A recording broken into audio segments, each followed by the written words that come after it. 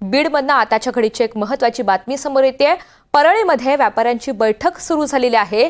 बेमुदत संपावर या बैठकीमध्ये चर्चा केली जाते। अगदी काही वेळातच बेमुदत संपावर निर्णय होणार आहे। त्यामुळे बीडच्या परळीमध्ये सध्या व्यापाऱ्यांची ही बैठक होतीये आणि याच बैठकीमध्ये बेमुदत संपाच्या संदर्भात निर्णय घेतला जाणार आहे। यावर सविस्तर चर्चा केली जाणार आहे।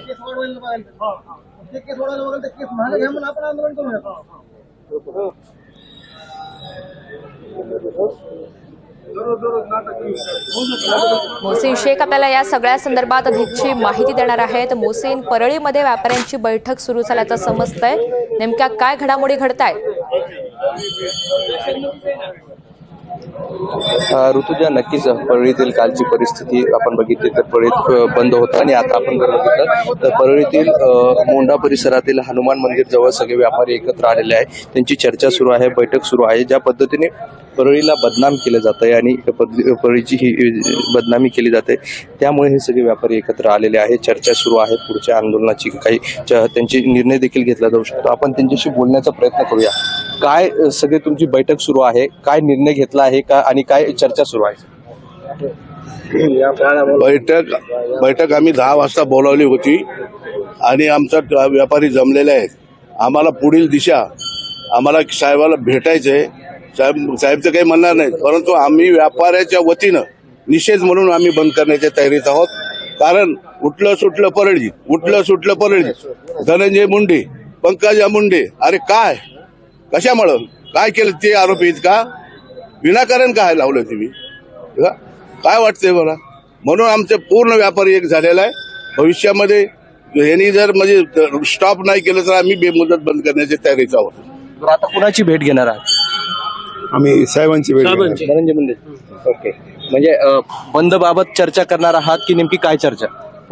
पुढील आमच्या व्यापाराची दिशा काय आहे याच्यावर चर्चा करणार। दादा, ज्या पद्धतीने गेल्या अनेक दिवसांपासून परळीचं नाव बदनाम केलं जातं, वेगवेगळ्या बातम्या येत आहेत, आरोप केले जातात आणि खास करून राजकीय आरोप, काय तुमचं सगळ्या व्यापाऱ्यांचं म्हणणं आहे?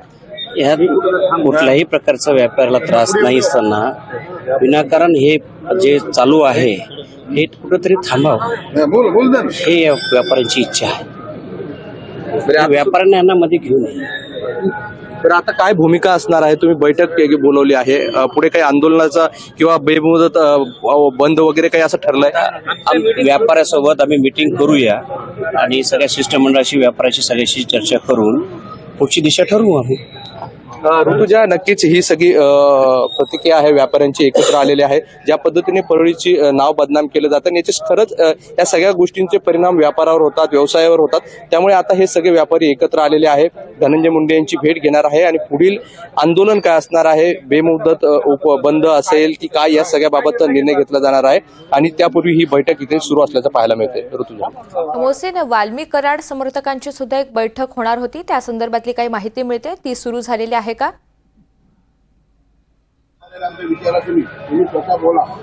ऋतुजा, एकीकडे व्यापाऱ्यांची बैठक सुरू आहे, दुसरीकडे वाल्मिक कराड यांच्या समर्थकांची देखील बैठक होणार आहे। मात्र ही बैठक जी आहे तर ती 10 वाजता होणार होती, मात्र ही बैठक आता पुढे ढकलण्यात आली। त्याचं कारण म्हणजे आज वाल्मिक कराड यांना न्यायालयात हजर केलं जाणार आहे आणि त्यानंतर या न्यायालयात हजर केल्यानंतर काय घडामोडी होतात त्यानंतर ही बैठक होणार आहे आणि मग पुढच्या आंदोलनाची दिशा ठरवली जाणार आहे। त्यामुळे 10 वाजता होणारी वाल्मिक कराड यांच्या समर्थकांची बैठक आता पुढे ढकलण्यात आली आहे, ती केज न्यायालयातील सुनावणीनंतर होणार आहे। ऋतुजा, जर या व्यापाऱ्यांचा या बंदला जर पाठिंबा असेल तर त्यांच्या प्रमुख नेमक्या इतर काय मागण्या आहेत? नक्कीच आपण थोडंसं बोलण्याचा प्रयत्न करूया व्यापाऱ्यांकडून।